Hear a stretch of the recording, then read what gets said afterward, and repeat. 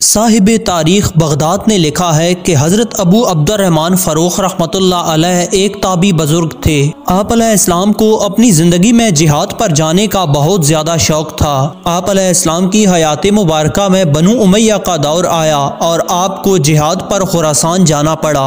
आप जिहाद पर रवाना होने से पहले अपनी बीवी के पास आए और कहने लगे कि मैं जिहाद पर जा रहा हूँ। उस वक्त आपकी बीवी उम्मीद से थी।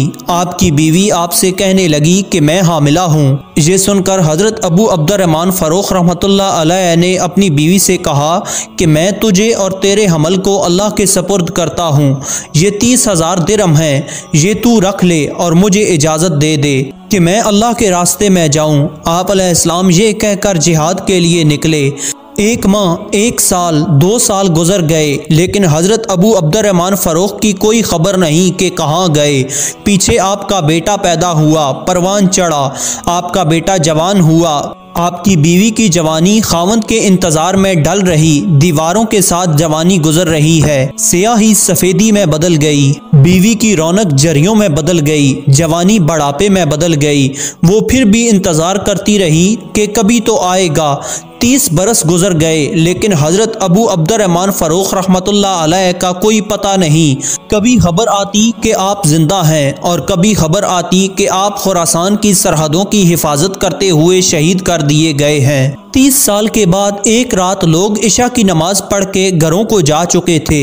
हज़रत अबू अब्दुर्रहमान फ़ारूक रहमतुल्लाह अलैह हाथ में नेज़ा लिया हुआ घोड़े पर सवार होकर मदीना मुनव्वरा के अंदर दाखिल हुए। आप अपने ख्यालात में गुम थे कि मैं वही नौजवान था जो कि जवानी में निकला था, लेकिन आज सफ़ेद दाढ़ी के साथ वापस लौटा हूँ। आप सोच रहे थे कि पता नहीं मेरी बीवी जिंदा है कि मर गई है। मेरी बीवी उम्मीद से थी, पता नहीं उसका क्या बना। आप अलैहिस्सलाम इन्हीं ख्यालात में गुम होकर घोड़े पर सवार हुए आहिस्ता आहिस्ता अपने घर के दरवाजे पर पहुंच गए। दरवाजे पर पहुंचकर आपने नेज़े से दरवाज़ा अंदर की तरफ धकेला तो दरवाज़ा खुल गया। आप अलैहिस्सलाम घर के अंदर दाखिल हुए। आगे से आपके बेटे हज़रत रबिया बिन अब्दुर्रहमान बाहर निकले।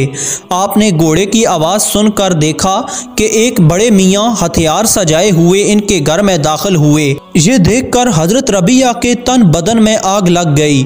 उन्होंने आगे बढ़कर यूं इनको गरेबान से पकड़ा और कहने लगे, बड़े मियाँ तुम्हें शर्म नहीं आती मुसलमानों के घर में बगैर इजाज़त के अंदर दाखिल होते हुए। हज़रत अब्दुर्रहमान फ़ारूक रहमतुल्लाह अलैह घबरा गए और सोचा कि शायद मैं गलती से किसी और के घर में दाखिल हो गया हूँ और कहने लगे, बेटा मुआफ़ कर देना, मैं ये समझा था कि ये मेरा घर है। हज़रत राबिया रहमतुल्लाह अलैह ने गिरबान से पकड़कर एक और झटका देकर कहा, तुम्हें शर्म भी नहीं आती झूठ बोलते हुए। खुदा की कसम मैं तुम्हें उस वक्त तक नहीं छोड़ूंगा जब तक तुम्हें काजी के पास ना ले जाऊं। ये देखकर इर्द गिर्द के लोग इकट्ठे हो गए। हज़रत राबिया रहमतुल्लाह अलैह की माँ अंदर सो रही थी। जब आवाज़ें बुलंद हुई तो आपकी माँ की आंख खुल गई। इन्होंने खिड़की खोल के देखा तो दिमाग में 30 बरस की रील चलते चलते इसकी चीख निकल गई। हज़रत राबिया रहमतुल्लाह अलैह अपनी माँ की तरफ दौड़े और घबरा कर पूछा कि तुम्हें क्या हुआ। आपकी वालदा कहने लगी कि ऐ मेरे बेटे राबिया, तुम्हें पता है कि तुम किससे लड़ रहे हो। हज़रत राबिया कहने लगे कि ये शख्स नेज़ा लेकर घोड़े पर सवार होकर घर के अंदर दाखिल हुआ है। आपकी वालदा कहने लगी कि ये कोई और शख्स नहीं बल्कि तेरा बाप है। जाओ उसके पाँव पड़ो और उससे माफ़ी मांगो। हज़रत राबिया रहमतुल्लाह अलैह ये सुनते ही दौड़े और अपने वालिद के कदमों में गिर गए। वालिद के पाँव चूम कर माफ़ी मांगने लगे। हज़रत अब्दुर्रहमान फ़ारूक रहमतुल्लाह अलैह ने अपने बेटे को गले से लगाया।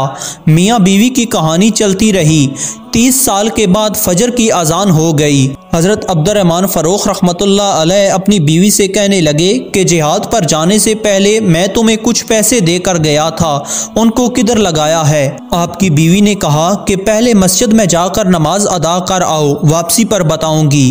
आप अलैहिस्सलाम जब मस्जिद में पहुँचे तो नमाज हो चुकी थी। आपने अपनी नमाज पढ़ी और रोज़ा रसूल सल्लल्लाहु अलैहि वसल्लम पर तशरीफ़ लाए। इस वक्त रोज़ा अतर मस्जिद से बाहर था। आप जब रोज़ा रसूल सल्लल्लाहु अलैहि वसल्लम पर हाज़री देकर वापस मस्जिद की तरफ आए तो देखा कि मस्जिद लोगों से भरी हुई है और एक नौजवान मसनद पर बैठा हुआ लोगों को दर्स दे रहा था। उस वक्त आप रहमतुल्लाह अलैह की बीनाई कमज़ोर हो चुकी थी। आप थोड़ा आगे बढ़े, लोगों ने आपके लिए जगह कुशादा की तो आप ज़मीन पर बैठ गए। हज़रत रबिया रहमतुल्लाह अलैह ने दर्स देते हुए अपना सर झुका लिया। हज़रत अब्दुर्रहमान फ़ारूक रहमतुल्लाह अलैह अपने बेटे को पहचान न सके और साथ वाले शख्स से पूछा कि ये कौन खूबसूरत नौजवान है जो इल्म के मोती लुटा रहा है। वो शख्स कहने लगा, लगता है आप मदीने के रहने वाले नहीं हैं, क्या आप मदीने के इमाम को नहीं जानते? तो हज़रत अब्दुर्रहमान फ़ारूक रहमतुल्लाह अलैह ने फरमाया कि बेटा, मैं हूँ तो मदीने का, लेकिन आया बड़ी मुद्दत के बाद हूँ। वो शख्स कहने लगा, ये रबिया है, इमाम मालिक के उस्ताद, हज़रत इमाम अबू हनीफ़ा, हज़रत सुफ़यान सूरी रहमतुल्लाह अलैह के उस्ताद। वो शख्स इनकी अकीदत में तारीफ़ करने लगा तो आप कहने लगे, बेटा तूने नाम तो बताया लेकिन इसके बाप का नाम नहीं बताया। अरब में दस्तूर था कि बेटे के नाम के साथ बाप का नाम भी लिया जाता था। तो वो शख्स कहने लगा, चचा जान, ये अब्दुर्रहमान फ़ारूक के बेटे हैं। इनके वालिद अल्लाह ताला के रास्ते में जिहाद के लिए गए थे लेकिन आज तक वापस नहीं लौट कर आए। ये सुनकर आप रहमतुल्लाह अलैह की आंखों में आंसू आ गए। आप रहमतुल्लाह अलैह बेखद खुश हुए और फरमाया कि अल्लाह ताला ने मेरे बेटे को कैसा अजीम मर्तबा अता फरमाया है। फिर आप रहमतुल्लाह अलैह खुशी खुशी अपने घर तशरीफ़ लाए और अपनी ज़ौजा से फरमाया, मैंने तुम्हारे लख्ते जिगर को आज ऐसे अजीम मर्तबे पर फायज़ देखा कि इससे पहले मैंने किसी इल्म वाले को ऐसे मर्तबे पर नहीं देखा। वो तो इल्म के मोती लुटाने वाला समंदर है। आप रहमतुल्लाह अलैह की ज़ौजा मोहतरमा ने कहा, आपको अपने 30,000 दीनार चाहिए या अपने बेटे की ये अज़मत व रिफ़त? हज़रत अब्दुर्रहमान फ़ारूक रहमतुल्लाह अलैह ने इरशाद फरमाया, अल्लाह ताला की कसम, मुझे तो अपने बेटे की इस अजीम नेमत के बदले कुछ भी नहीं चाहिए। आपकी ज़ौजा मोहतरमा ने कहा, तो फिर सुनिए, आप जो रकम मुझे खर्च करने के लिए दे कर गए थे, मैंने वो तमाम माल तुम्हारे बेटे पर खर्च करके इसे इल्मे दीन सिखाया है। ये सुनकर आप रहमतुल्लाह अलैह ने फरमाया, खुदा ताला की कसम, तुमने माल ज़ाया नहीं किया बल्कि बहुत अच्छी जगह पर खर्च किया है। तुमने अपने बेटे की बहुत अच्छी तरबियत की है। इस वाक़या से साफ ज़ाहिर होता है कि दीन इस्लाम को फैलाने में मर्दों के साथ साथ माओं, बहनों और बेटियों ने भी अपना भरपूर किरदार अदा किया है। अल्लाह ताला उनके दराजात में करोड़ों रहमतों का नज़ूल फरमाए और उनके सदक़े हमारी मग़फ़रत फरमाए, आमीन। नाज़रीन, ये वाक़या तारीख़ की मुख्तलिफ़ किताबों के अंदर मज़कूर है, जैसे ख़तीब बगदादी की तारीख़ बगदाद में, तारीख़ इब्ने हलकान और इमाम ज़हबी ने अपनी तारीख़ में इस वाक़े को तफसील के साथ नकल किया है। अगर आपको हमारी ये वीडियो पसंद आई हो तो वीडियो को लाइक और चैनल को सब्सक्राइब ज़रूर से कर देना।